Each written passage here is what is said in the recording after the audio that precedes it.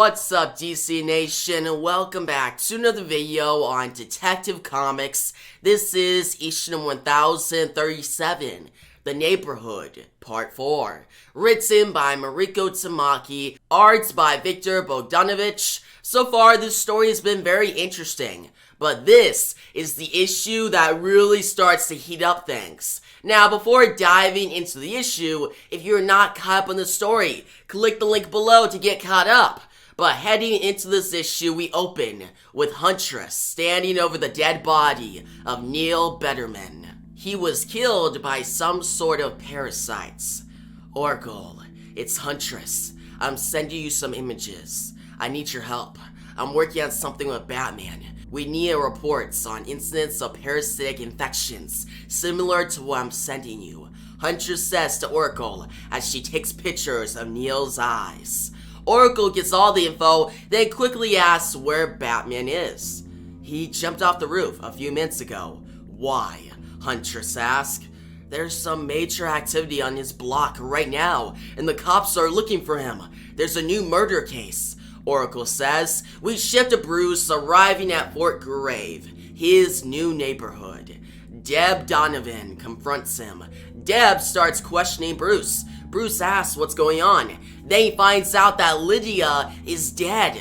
Bruce is shocked. Deb brings up that two women in Bruce's neighborhood have been murdered. She's suspicious.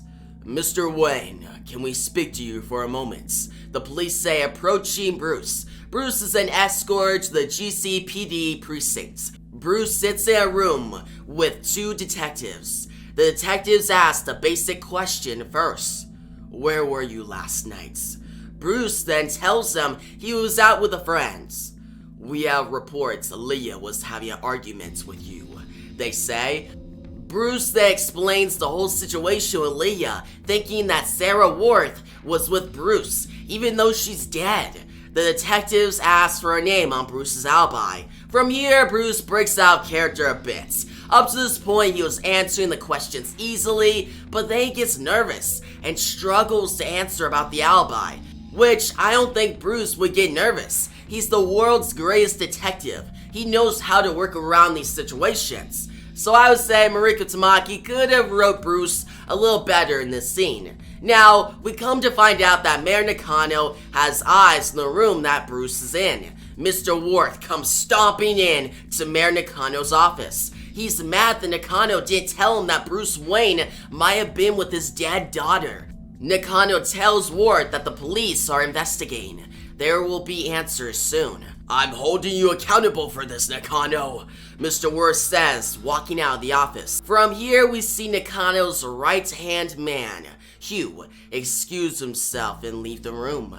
He needs fresh air. He sees a man in an alleyway, talking to someone on his phone. Hugh begins to eavesdrop. The man stops talking on his phone and tells Hugh to mind his own business. This is my business now. This is what I do, Hugh says, grabbing onto the man. The man, frightened, tries to resist. Hugh smiles. Yes, he says, opening his mouth as he infests the man with parasites. So Hugh is the one causing all the parasite murders. He is the new villain in Tamaki's run known as Vile. Now, I do want to address something real quick. Nakano is such an incompetent mayor. He had so much promise, but all he's done so far has not been good work. Plus, we find out that his right-hand man, Hugh, has been playing him this entire time. Nakano needs to be a bit smarter. He needs to step up. Now, from here we go to Huntress on some rooftops. Oracle tells her that Bruce is in custody. He's been held in a prison cell. Huntress goes after him. We switch to Bruce in his cell. He asks one of the officers for a lawyer. Yeah, that's on hold for the moment. Sit tight, Mr. Wayne, the officer says, walking away into the shadows. Bruce notices that the GCPD is deserted.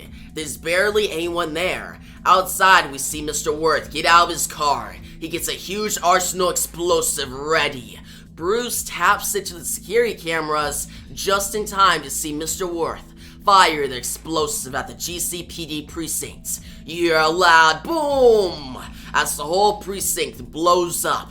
there's a huge explosion with a lot of fire going everywhere. Huntress sees from afar. She has to hurry if she's going to save Bruce. Mr. Worth looks at the fire surrounding the precinct.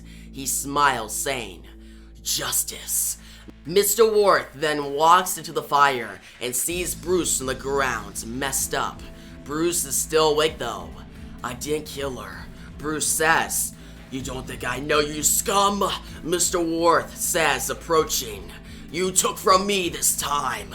You took what was mine," Mr. Worth says, firing his gun at Bruce. Bruce dodges the bullets as he runs through the wreckage. Huntress follows behind the two. Oracle tries to find Bruce. She's unable to with her security cameras. Bruce, meanwhile, runs underground. He gets away from Mr. Worth for a second. He gets in a micro cave and suits up. Mr. Worth lands in the sewers underground. You hear a boom as he lands. "You think I won't blow up this whole city to kill you? Rich boy, you're wrong," Mr. Worth says. "Batman, is that you? Where are you?" Huntress says on comms. "Secure Lady Clayface. She's in the micro cave under 4th Street." Batman says. We switch back to Mr. Worth, going through the dark sewers, saying, "Where are you, Wayne?" "Here," Batman says, coming out of the lights and punching Mr. Worth in the face. And that is how we end this issue.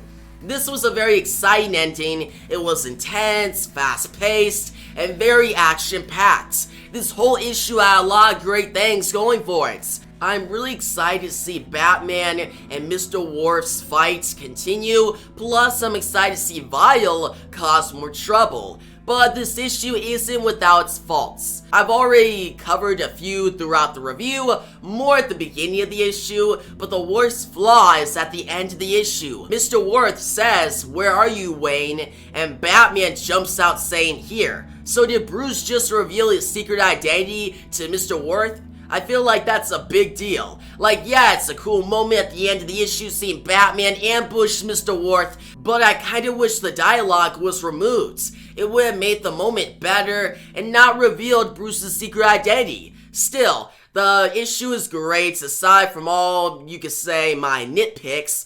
Overall, though, I'm going to give this issue an 8 out of 10. I recommend it. Check it out. Tell me your thoughts on it down below in the comment section. If you liked the video, give it a big thumbs up. New channel, make sure to subscribe so you don't miss out on my next Detective Comics video. And actually, coming up this week is the next issue. So yeah, get hyped, guys. But yeah, thanks for watching, and peace out.